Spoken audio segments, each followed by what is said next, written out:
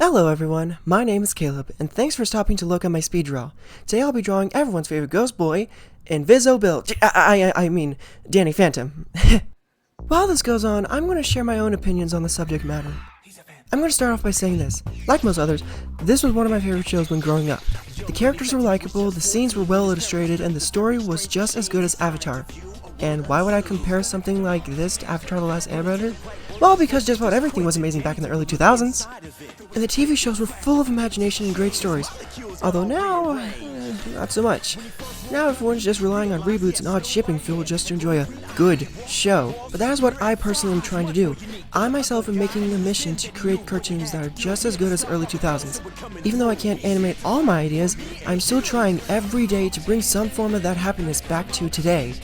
Now, speaking of today, I remember seeing the creator posting an art piece of Danny, Sam, and Tucker all grown up a while back.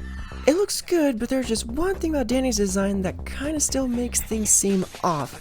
Not mean or anything, I'm just giving my opinion, but the one problem I have is Danny's suit's neck detail. It's okay, but I don't really like it too much. It just looks like a piano, and it just takes away my attention off the rest of the cool character design. But it just looks like I can start playing Beethoven's Fifth or Bach or something on his neck. But everything else is Caleb approved. I really like how Danny, or maybe Jack Fenton's idea, maybe Natty, to put some form of tech on his wrist. Gear upgrades are really good sometimes, and I think those are thermoses for convenience and easy capture. It's neat as he won't have to keep pulling the thermos from his back pocket or over his shoulder, or have to worry about breaking them. Just point and capture, just like Pokemon. Danny Phantom was a great series, and I for one want to see a sequel or spin-off or something, just like what they did with That's So Raven or Full House or Samurai Jack, Phineas and Ferb, aka Melon Murphy's Law. And, I want to say DuckTales 2, but that is actually a reboot done right, more or less. And Legend of Korra, I think. It had its flaws, but it's still a good series here and there. Now, if there are any other series or sequels that have held up to this day that I missed, then please leave a comment down below. Now, going back to the character designs, we only see Danny, Sam, and Tucker, but I kind of want to see the other characters with upgrades like Jazz, or Danny with an I, and maybe Valerie. And how I remember these names without looking them up is a miracle. Now, if I was part of the episode planning group, then I would try to give the new episodes the same feel, but also some different feel. Not a boatload like other studios or places or shows seem to do, like, oh, the millennials wanted to use drones and iPads in every second that they do all the day, and they also have weird, dumb hairstyles? Let's amp it up to 1 million! Flip pancake, no! Sometimes cartoon shows are like cooking. You need to add in a little spice and a lot of love. If you add too much spice and other ingredients, and forget about the love you put in, the quality will end up either on the floor, the trash can, or the toilet, if you make it that far. So if I was part of the episode planning team, I wouldn't start off with an iPad or drone in the viewer's face like other shows seem to be doing. I would give an idea of starting the episode off the way the Danny Phantom episode is supposed to. True fans will know what I'm about to say. Some crazy ghost attacking and Danny is chasing after it! But this time around, he would strategize his attack method and would give out a plan for the group to surround the ghost they're chasing and ensnare it with limited time. And then they would congratulate one another, and Jack would be so proud to give Danny a pat on the back, but hit a bit too hard like he sometimes tends to do, and then they get back to whatever they were doing, like college stuff, I think. I mean, it's shows like this that make you want to know what happens next, even if it's just like Spice of Life stuff or just something that doesn't really require too much action. I just want to see like a continuation of their lives, even if it's just one episode. Like seeing them grown up. Like, please just give us a movie or something, please. Now, if I was part of the planning team, I would help decide with new ghost villains. Yes, the old ones will get a minor upgrade, but there's always going to be some new villains that arise, as the ghost zone is an endless dimension, and there's a lot of places in it. I mean, have you not seen how many doors are inside?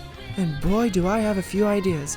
But if there was a sequel series, I would help make sure the new villains are not too overly detailed, but not under-detailed either. The ghosts in the Danny Phantom series all seem to have like a middle ground with their design. And also, I would make sure that the old ghosts may have gotten powerful and changed up their look, but not be stereotypical villains who get a new look and then think that they can win with new power. Okay, it's such as hard to explain, but I've seen some pretty bad examples of costume changes and powers in sequels. But let's not change up the Bach ghost. Unless he's going to look like what he did with the one episode where Danny goes into the future. Oh boy. The boxed lunch? Who knew ghosts could mate? And it's such a creepy one too. And not in the Danny Phantom normal creepy. Just... I mean, he wasn't my favorite villain, but he wasn't my most hated, or least favorite. He was a bit annoying, but, I mean, he wasn't really too annoying and such. I mean, he had his own gimmick, like, I am the box ghost, here to spread terror with my cardboard boxes! And, you know, him trying to be evil and all. But anyway, I would keep the box ghost the same nonetheless. He was pathetic and weak and an actual good comic relief. He may have had his one gimmick at times, but he was good as he was. He tried, but failed, but always kept trying. And he was a bit annoying, but didn't stay on screen long enough to become annoyingly hated. Although, my favorites would have to be either the lunch lady, the dragon princess, or the therapist, I mean Penelope Spectra. I like the lunch lady because she isn't really evil, just a kind of bit explosive. She's sweet and lashes out for no reason, and I find that kind of humor funny. It's just like, come and sweet, and here's a cookie, don't you know? Here you go. Let's play death metal! I like the Dragon Princess ghost because I like all the Renaissance and medieval stuff and fantasy.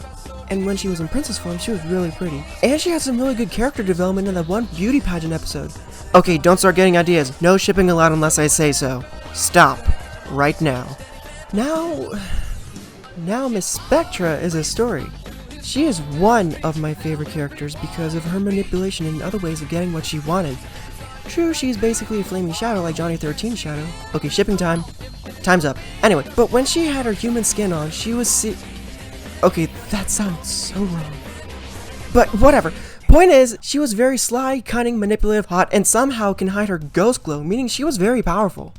What got me the most was her way of talking. You could tell she seemed to be lying behind her teeth every time she talked, or whenever she wanted something. I kinda noticed that in her debut episode. Oh, don't worry. We still got spirit sparklers. Yeah, that's kind of revealing a little bit.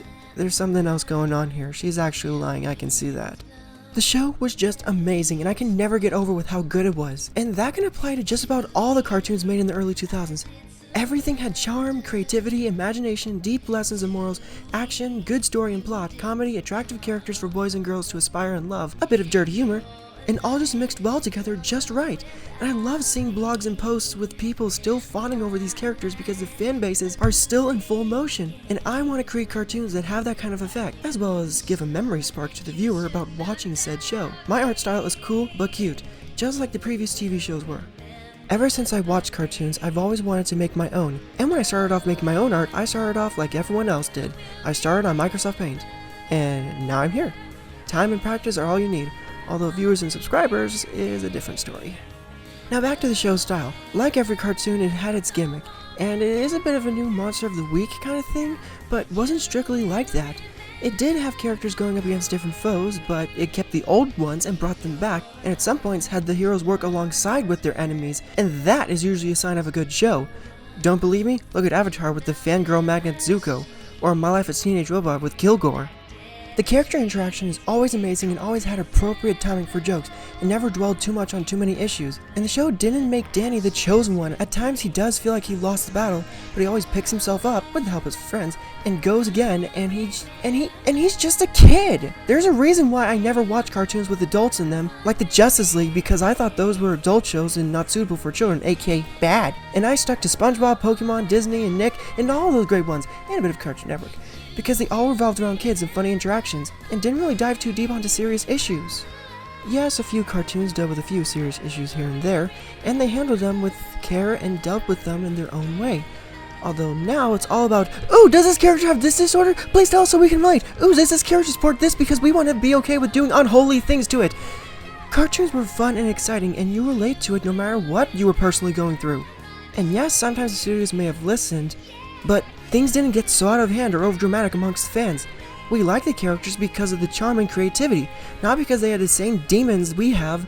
Sure, it's okay to relate to a character, but tone it down a bit. Speaking of creativity, I think the styles of cartoons have been going a bit downhill. There were all sorts of styles going around, and now everyone wants the big lazy cheek. Some shows can pull that style off, like Gravity Falls, Steven Universe, Star Vs, but if you add it to everything, then it's just flipping pancake lazy. May I refer to Thundercats and the unholy trash that is the Flintstones reboot. What next, Tom and Jerry? It seems creators or studios or whoever think if they can't make a great show out of creativity, then they can make money with poor animation. I just can't even with cartoons these days. They are just not good. Why must we be haunted by these demons instead of real ones? Ugh! Now, like I said, if I was part of the creative team, then I would try to keep the show as it is, and keep the balance between seriousness and comedic exposure, or otherwise known as fangirl fuel. This is not a topic for a guy to talk about, but because of the amount of time this kid was given clothing damage was enough for fangirls to squeal. Also, another big thing was the music and soundtrack. Not much to it, but the theme song was just catchy enough to stick in your head for years on end. And the casual theme that played during the show, when the action wasn't happening, was a good mix with the chaos that was. And whenever something chaotic would happen, like Danny's parents dressing up all retro and bursting through the good guy bar doors. That was chaotic within itself. But the show always had those weird random funny moments that you just had to laugh at, or cringe in some cases, that it just mixed well, and they were goofy but very funny and very fun to watch.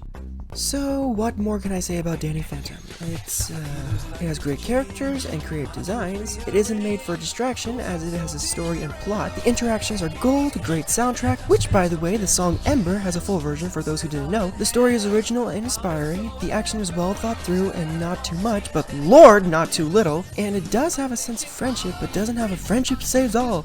It has it, but mixes with courage, brainpower, and thinking through.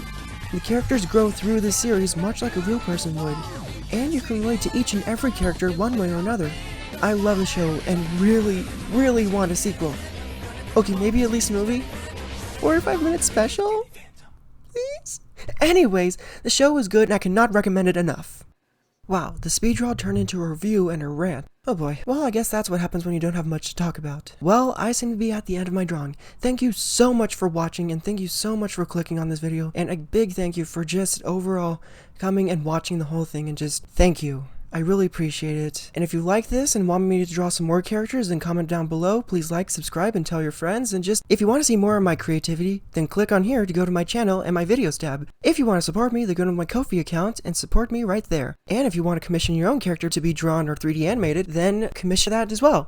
And if you want to check out my Twitter, then go right here.